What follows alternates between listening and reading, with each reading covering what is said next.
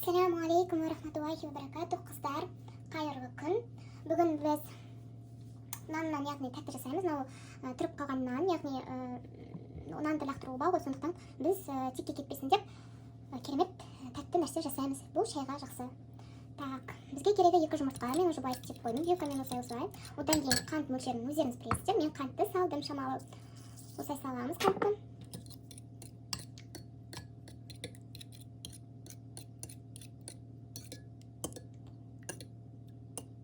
Қыздар, таныса кетейік. Менің атым Қаракөз болады. Жасым 22-де. Жезқазған қаласының тумасымын. Яғни Жезқазған қаласында тұрамын. Қыздар, осылай қуырамыз.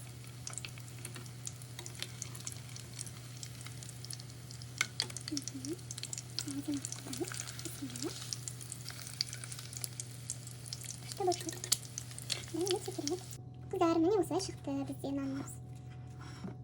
Істеп көріңіздер. Ұнаса лайк басып және комментарий жазыңыздар. YouTube каналыма тіркелуге ұмытпаңыздар.